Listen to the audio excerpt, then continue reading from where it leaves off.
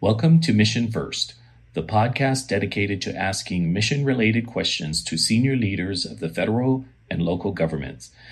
This podcast is published by Carasoft, the leader in government hardware and software acquisition, and is sponsored by VMware, enabling customers to move quick and be free in a multi-cloud world. I am Keith Nakasone, your host, and today I have the pleasure of chatting with Yvette Edwards, Vice President for Solutions Architect and Engineering for the Public Sector. Hi, good afternoon. Welcome to TechNet Cyber. I'm here with Yvette Edwards. I'm Keith Nakasone. I was with federal government for 32 years and now with VMware for just about 2 years. And we are here to talk about cloud economics. But before we do that, Yvette, can you introduce yourself? Thank you so much. Good afternoon, Keith. Good afternoon, everyone out there. My name is Yvette Edwards. I'm the Vice President leading our solution engineers and solution architects here at VMware. I've been with VMware over 5 years now. Great. So we're here this afternoon. We're talking. We're taking a little deeper dive into cloud economics. The government has been on a journey and moving to cloud, and with the last year's theme, we had all this discussion about multi-cloud and the hybrid environment, and we continue the discussions about the total cost of ownership in and around cloud economics and the people, the process, and the technology. So as we migrate and as we continue this discussion about economics, let's start with the workforce. And so we wanted to get some of your expertise in what do government agencies need to do with their workforce to get ready for the cloud journey? Yeah, that's a really great question. I think that if you think about why people went to the cloud in the first place, they definitely wanted that elasticity. They definitely wanted some automation.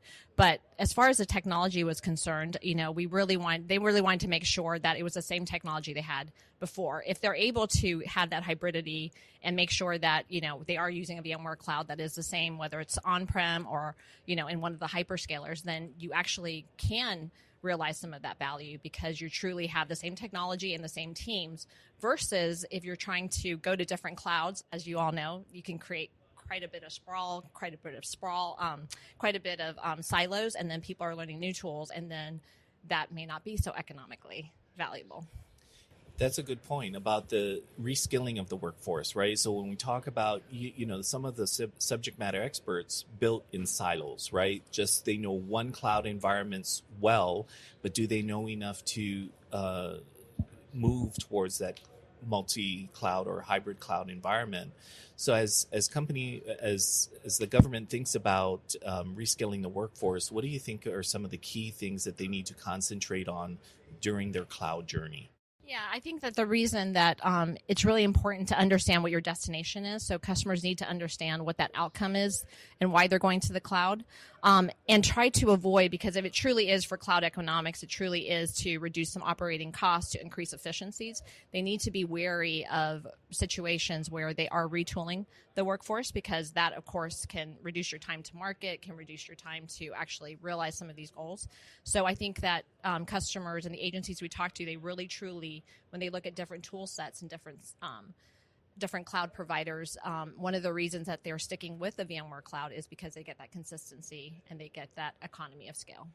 Great. And when we talk about the reskilling, it's not just at the infrastructure layer, the platform, but it's at really all the way up to the application layer as well, right? It is. It really is. Yes. So we do have something at VMware, which is our cross-cloud services. So it's the same, whether we're talking about infrastructure, whether we're talking about security, whether we're talking about application creation, it's the same type of services that you had on-prem. So the workforce is using the tool set that they've used for a long time. The technical investment that they've used, they can now use that in the cloud. Awesome. So when we talk about, in the cloud journey, we talk about the processes, right? So a lot of the on-prem solution, are they able to reuse that on-prem solution, or is it a complete process change? And what do they need to consider? What government needs to consider for the process and the governance within the cloud space? Yeah, so, we talk a lot of people in the government have experience with our SDDC. So, the abstraction layer that we have on the compute, networking, and storage, and they're able to take that and extend it to the cloud by using our VMware cloud. And so with that, they're able able to have the same type of resources they had on-prem, but now they have the extensibility of the different hyperscalers. If they are on Google and they can, want specific resources there, they can do that. They can use specific resources on Amazon, but still have the same tool set that they had on-prem. Right. So when we're talking about the government side with their standard operating procedures, they really have to have that active collaborative engagement with industry to work through the processes and what roles and responsibilities are going to affect the future of their cloud journey. Right. So when we talk about that governance structure, when we talk about the total view of implementing and moving towards that cloud smart effort or initiative, they definitely have to look at their processes, they have to look at their documentation, and moving to that sustainability, right? Ensuring that everything aligns and keeping their artifacts in place during their cloud journey. Yeah, that's a really good point because, to your point, when you leave the safe data center, now you've increased your attack vector, right? So you want to make sure that you are taking the compliance with you, you're taking the policy, and you're taking that secure workload. And when you move it from, depending on where you're moving it and why you're moving it for what outcome, you have to make sure that those policies go with it. So that governance stays with you. And that's the other value of VMware Cloud. Right. And so when we move into that technology space, right, we're looking at the different sets of tools that we need. So let's start with, we talk about total cost of ownership, right? And we talk about how the government sets up their on-prem data center. Those costs are allocated to different areas, right? So the capital investment, the facilities might be operated by a different and funded by a different organization, and the technology side is funded and budgeted through another part of the organization. So when we talk about total cost of ownership, what does government have to consider when they look at the cloud as they move and migrate to a multi-cloud hybrid environment? Yeah, and it goes back to realizing the value of actually moving there. To be honest, if they are not using VMware Cloud and they're trying to, go native or do other types of movement to the cloud, what's happened to a lot of agencies is taking them a long time to move those workloads. And so in that case, they aren't realizing the total cost of ownership because they still have those on-prem as well as now they've extended to the cloud. So they really should make sure that if they're trying to realize and migrate quickly, that they have a tool set that helps them migrate quickly. And that is another cost savings as well, because if you're using VMware Cloud, you're able to migrate, 57% faster because, again, you're using the same technology, same teams, and it's more just a V-motion to the cloud with no downtime. So you also have to plan for downtime. That's also part of the total cost of ownership. So if there's going to be a lot of downtime, now you've increased that, and as well as making your team unproductive. Right. So when we talk about discovery and assessing their current environment, so prime example for the Tanzo application and the delivery model where government and the industry is sitting together and building together, developing together, it can accelerate that process, leveraging the agile development. Yes. So when we talk about that, the success rate, so let's talk about, we have several instances, right? We have the Army Software Factory, we have the Air Force Software Factory.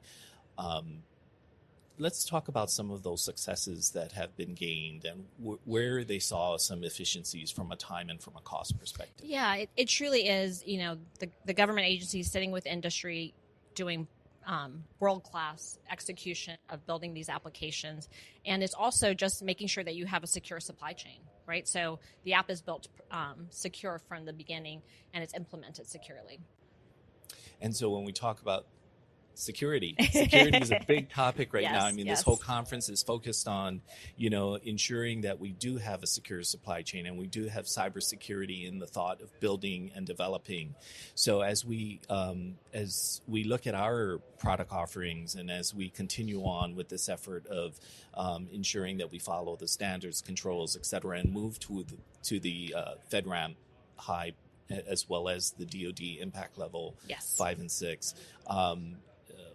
What do you see as the progression and the acceleration of what we're doing within the company to move that forward?